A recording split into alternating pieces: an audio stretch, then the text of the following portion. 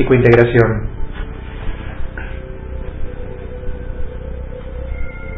Dejando de lado que el ser humano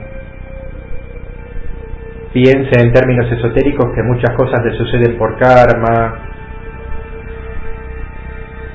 eso lo dejo para otra técnica. Cuando hablo de psicointegración, siempre trato de hacer de cuenta como que lo perceptible es lo único que existe. Entonces busco dar una respuesta a determinado tema desde nuestra propia percepción física. La mayoría de los seres humanos tenemos fallas en la comunicación por problemas de ego. Como ya lo he dicho muchas veces, la mayoría de las personas piensan de que el ego es solamente la postura pedante, la postura narcisista, estar cruzado de brazos luciendo la figura, arriba de un pedestal. Pero el ego tiene un montón de facetas, muchísimas características distintas, todas protagonistas.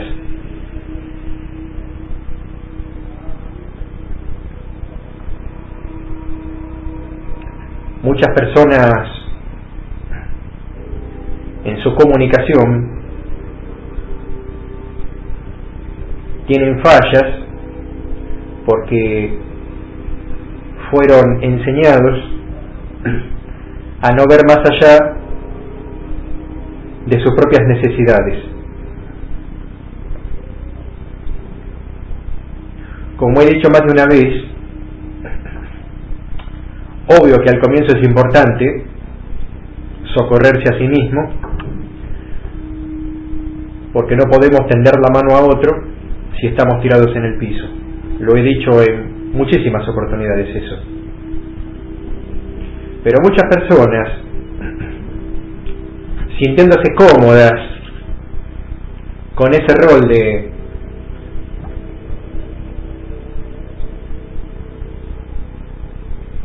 pedir ayuda, se acostumbran, le toman el gusto, y entonces es como que aún satisfechas sus necesidades, siguen buscando obtener réditos del otro, sin ofrecer nada a cambio. La sociedad tiene que ser un eterno intercambio. Tú me das, yo te doy. Tú me brindas, yo te brindo. Si obtengo réditos, tengo que permitir que la otra persona también los obtenga. Porque es lo lógico, es lo coherente, es lo ético. Y es verdad que a veces, en nuestro camino de ese intercambio, las demás personas pueden no pensar de la misma manera y perjudicarnos. Y de repente personas que aparentemente son son más ineficaces, obtienen la tarea que nosotros buscamos, o logran ese puesto que nosotros ambicionábamos sanamente, y empezamos en ese momento a sentir como que los fracasos se van haciendo más continuos que los logros que estamos consiguiendo esporádicamente. Acá no se trata de puntualizar, se trata de generalizar, y dentro de la generalidad hay distintas vertientes. Hay personas que sí, se mueven, se preocupan, se ocupan, que es lo importante, y así todo no logran dar el paso final para lograr esa meta. Porque en muchos casos esa meta no depende del esfuerzo propio, a veces depende de terceros.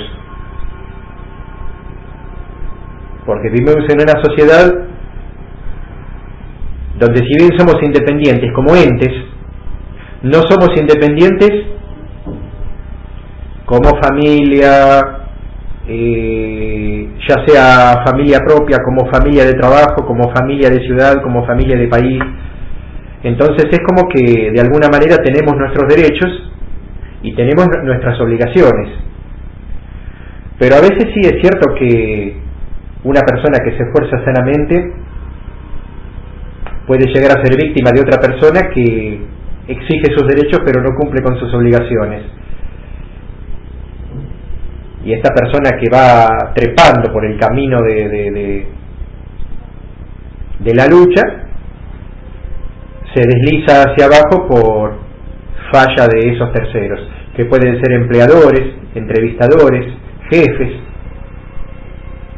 o gente que recomienda a otros. Y muchas veces la parte laboral cae justamente por esa falla de terceros. En algunos casos, por razones de ego, nos sentimos cómodos con esos roles de víctima y nos es más fácil echarle la culpa a esa persona que no nos tomó o a ese señor que no nos respondió el teléfono que a nosotros mismos por no haber insistido o por haber estado en una postura cómoda. Y entonces el rol de víctima en ese caso justifica todo, figurativamente, porque en verdad no justifica nada. El rol de víctima es una postura negativa, porque lo único que logra es que la persona se envicie dentro de ese círculo y no salga adelante.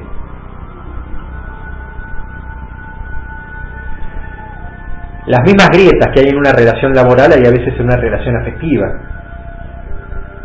Las relaciones afectivas adolecen de diálogo, adolecen de ternura, adolecen de respeto. Y mucha gente, quizá la mayoría, tenga un sentido equivocado, tal vez, de lo que es el respeto. Respeto, lo he dicho muchas veces, se trata de tener en cuenta al otro, de valorar al otro, de hacerle notar al otro que es importante. Aunque el otro no tenga ego y no necesite la aprobación de uno, pero es bueno hacérselo notar. Como es bueno, si uno es un jefe, hacerle notar al subalterno, al empleado, de que está conforme porque ha rendido esa tarde. Muy bien, has terminado los memorándum, ¿qué hubiera hecho sin ti? O sea, no importa si el otro tiene ego o no tiene ego, o precisa de alguna manera una estimulación. Pero la estimulación no es mala, la estimulación es buena. Es bueno cuando un profesor te dice, has mejorado con la prueba, te felicito. Y no significa que uno tenga tantos roles del ego que precise la aprobación del profesor y sin esa aprobación no pueda vivir. Es simplemente tener esos aplausos, como el actor de teatro que los precisa también. Pero no piensen que necesitar aplausos es vanidad en todos los casos. Tampoco somos robots, somos seres sensibles. Y cuando el ego está integrado no significa que el ego esté destruido. El ego siempre asoma. Porque muchas veces hemos, me incluyo, comparado a determinado orgullo con partes del ego. Pero no es un sano orgullo tener un familiar, hermano, primo, hijo, amigo, que de repente tuvo una felicitación, le dieron el diploma, o el niño que salió abanderado de escuela. ¿No es un lindo orgullo, no es sano que venga la criatura y diga, me he sacado un 10? No creo que sea ego de parte de la madre el emocionarse. Al fin y al cabo, todos ejercemos determinados roles, porque no podemos estar exentos de los roles. Aunque tengamos 0% ego, tenemos roles de mamá, de papá, de hijo, de profesor, de tabernero, de camarera, de mucama. de oficinista, del señor que recoge los residuos. Somos roles, porque estamos cumpliendo un rol en la sociedad y no podemos escaparnos a eso, no por lo menos en este mundo. Entonces lo importante es saber acomodarse. Qué buena que sería una sociedad donde cada uno fuera una pieza de un puzzle y cada pieza de ese rompecabezas se encajara. Pero nosotros como seres humanos somos tan obstinados que si vemos un hueco, nos creemos que somos la pieza de ese hueco y el de al lado también se cree que es la pieza de ese hueco. Entonces compiten por entrar en ese hueco y se despedazan para ver quién entra primero en ese hueco, cuando capaz que el de al lado puede lograr otro hueco. No servimos generalmente para ser solidarios. Quiero decir que hay infinidad de cadenas solidarias en el mundo, pero están sepultadas por la gran cantidad de indiferencia que hay también. Hay 4 personas con una bandera verde gritando que salvemos a los animales, al panda, al koala, a la ballena. Y mientras esas 3 personas están con una banderita verde gritando, en ese mismo lapso talaron 10 hectáreas de un bosque y 500 árboles dejaron de existir. Sería risible si no fuera tan triste, risible por lo irónico. Entonces, ¿a dónde vamos? Comentaba antes de que diera la sensación, y acá hago como si yo fuera un espectador invisible, como si yo fuera la persona que observa pero no es vista, que en realidad no toman conciencia de que este planeta es finito, es limitado, 40.000 kilómetros de diámetro, de circunferencia, es limitado y se está destruyendo. Entonces, si el ser humano no tiene en cuenta que está destruyendo su propio hábitat, puede tener en cuenta que está destruyendo a su amigo, a su pareja, a su familia. Y están los más egoístas, los que dicen, bueno, pero a mí me queda poco para estar en este mundo por la edad avanzada que tengo. Pero ese ser no tiene hijos, nietos, ¿qué les está dejando?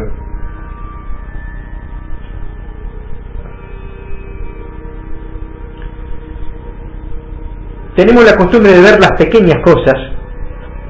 De repente hay un choque de carros y nos asustamos porque vemos un señor herido que emana sangre de su cabeza, pero vemos en el noticiero una catástrofe que se derrumbó un edificio entero y decimos qué pena, pero no personalizamos.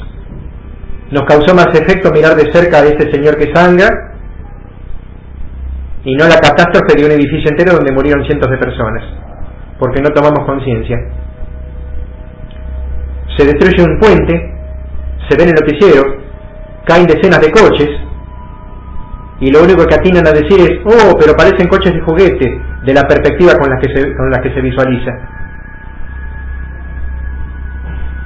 y no ven que cada pequeñez es un drama. Tienen miedo de abrazarse, tienen miedo de tocarse, tienen miedo de sentir. Algunos varones por ese machismo estúpido que les ha dejado impregnado el cerebro con tonterías, otras personas por timidez, otras personas por prejuicios. Yo no me tengo por qué abrazar con esa persona. Otras personas por un falso concepto del puritanismo, porque si es puritana no se tiene que abrazar. ¿No es hipócrita, no es falso todo eso? Acá no se trata de imponer una manera de ver la vida. Se trata de que cada uno encuentre su camino, pero que encuentre su camino con felicidad, sin hipocresías. Y a veces pensamos como que alguien nos puso en determinado lugar, nos puso una venda sobre los ojos, elegimos determinada persona, y capaz que después cuando abrimos los ojos y vemos que esa persona que elegimos no era compatible, nos sentimos resignados. Yo creo que el ser humano no se tiene que resignar a nada. Yo creo que el ser humano tiene que luchar toda su vida física. No seamos presos de las religiones tradicionales que nos esclavizan a un concepto, a una idea o a una visión equivocada de lo que es pecado. Acá se trata de ser felices. Se trata de ser felices evitando en lo posible, dije evitando en lo posible, no siempre se puede, no lastimar a terceros. Porque nosotros tenemos que ejercer nuestra libertad sin crearnos actos hostiles a nosotros y obviamente no creando actos hostiles a los demás. Al contrario, tenemos que procurar el bienestar de los demás, obviamente también el nuestro. Pero a veces hay elecciones donde, como se dice con ese refrán de que tiene más de un siglo, nos ponen entre la espada y la pared. Y tenemos que optar, porque tenemos el libre albedrío de optar. De todas maneras, siempre dije que la mente reactiva impulsiva tiene que estar completamente en off cuando se elija un camino de trabajo, de pareja, de familia, una carrera, una mudanza, un viaje. Todo lo que el ser humano programe lo tiene que hacer con su mente analítica. Tiene que haber cero impulso en eso.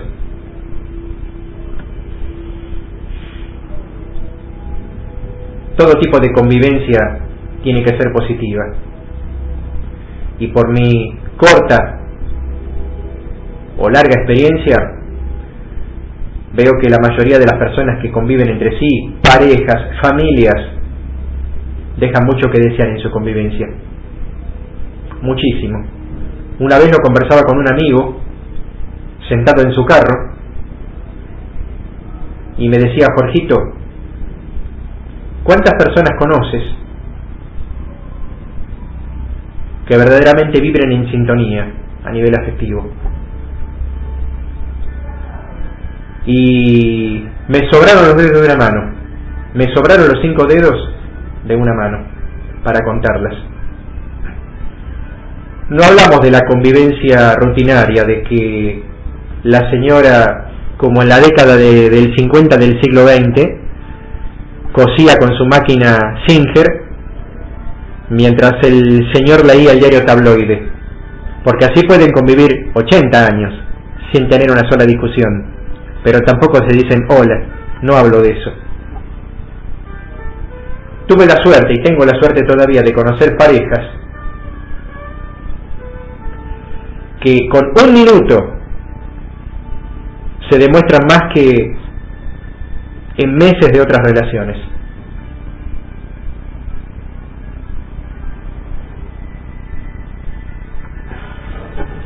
Hasta todo momento.